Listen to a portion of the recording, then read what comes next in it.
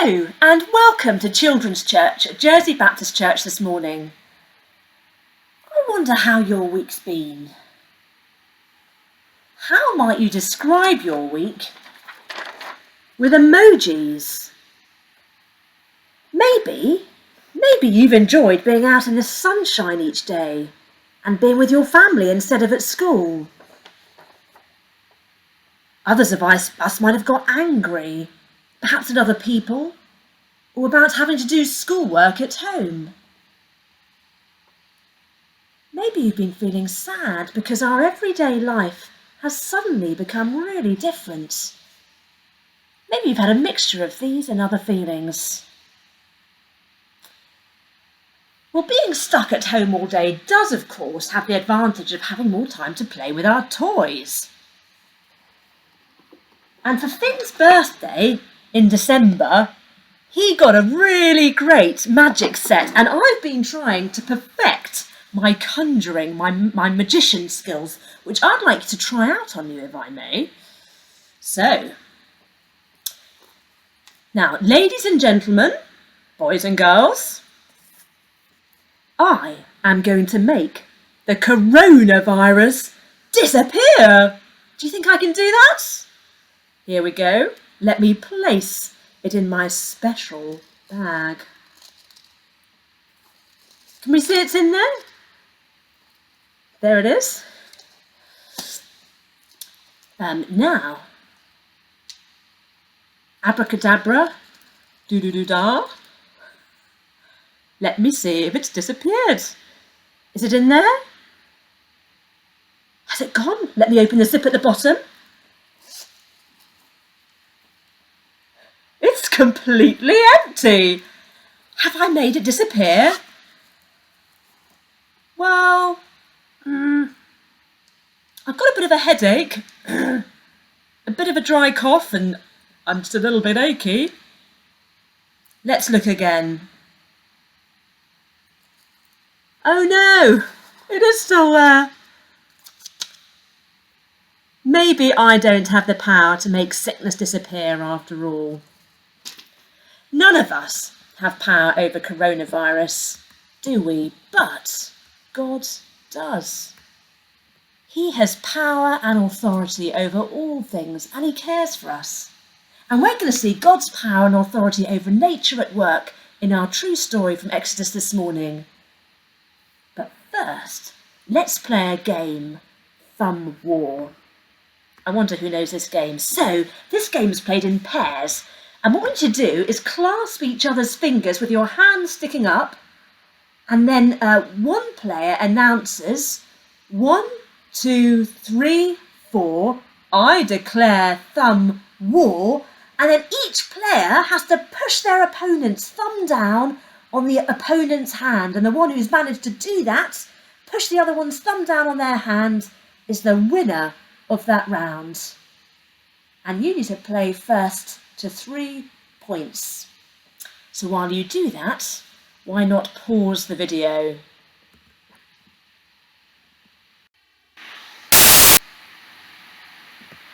In that game, Thumb War, 2 people were battling, weren't they? Battling each other for supremacy. You both wanted to overpower the other and end up the winner. Well, this is a bit like what's happening in today's Bible story that's taken from Exodus chapters 7 to 10. Let's watch together the following video clip animation of when God rescued his people from slavery in Egypt. The link to the video can be found on the Dippers and Divers material download that you've been sent. And as you watch it, think about the following questions. So firstly, what 2 people are battling to be the all-powerful ruler? And secondly, who comes out the winner? I wonder if you worked out the answer to that first question. What 2 people are battling to be the all-powerful ruler? It's Pharaoh and God, isn't it? So Pharaoh is the king of Egypt, and he expects people to worship him as God. So when Moses, The real God's messenger tells Pharaoh to let his people go, to let them leave Egypt and no longer be slaves. What is Pharaoh's response? Well, in Exodus chapter 5, verse 2, God says, "Who is the Lord that I should obey his voice?" Pharaoh refuses to submit to God's rule. And so God judges Pharaoh and his people with horrible plagues, like a very heavy hailstorm that will cause people to die, and a plague of locusts that would eat all their crops and fill the people's houses. Ooh! In the last plague, many people die because the Egyptians continue to disobey God even after so many warnings. Through the plagues, God shows the people that he is the one true God who expects obedience. By sending these plagues, God answers that important question that Pharaoh asks. Who is the Lord that I should obey his voice?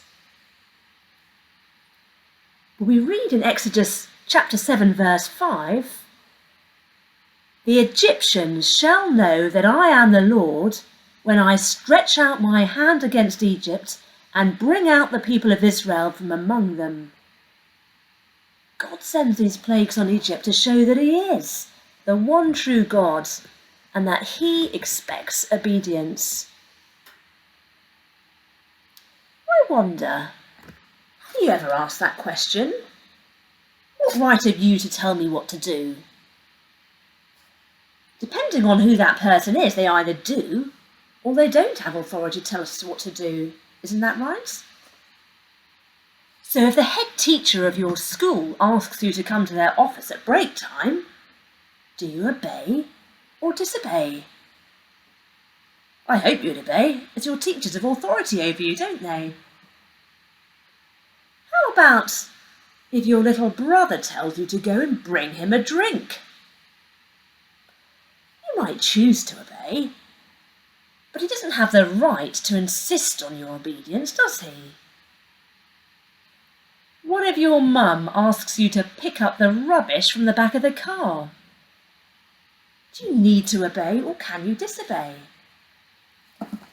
God says in the Bible that children are to obey their parents, so you should obey your mum.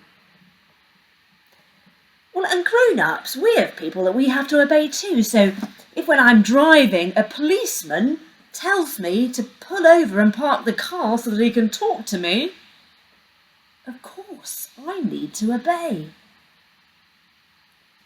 If with this coronavirus going on, someone in the family doesn't feel well, we must obey the government and stay at home, mustn't we?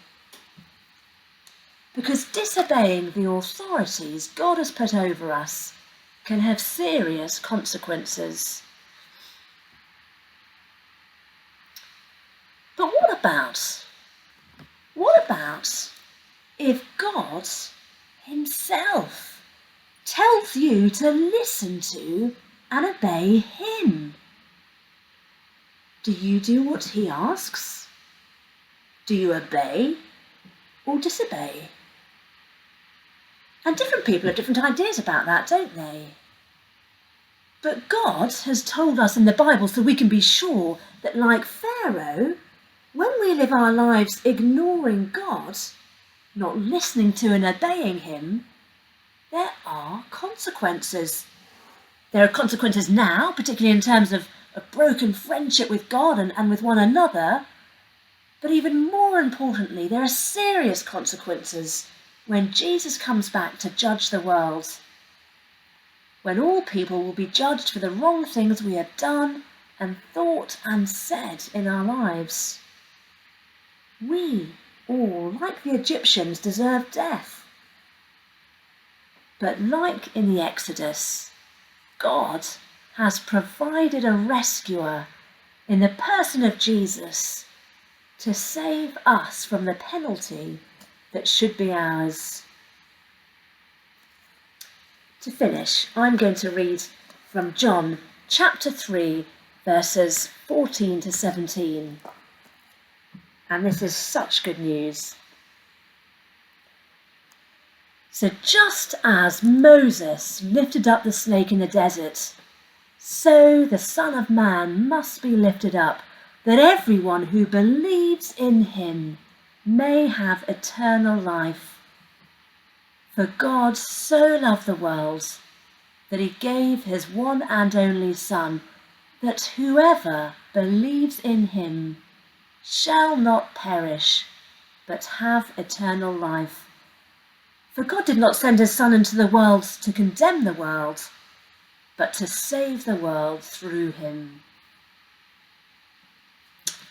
Rebellion against God has serious consequences for Pharaoh then and for us now.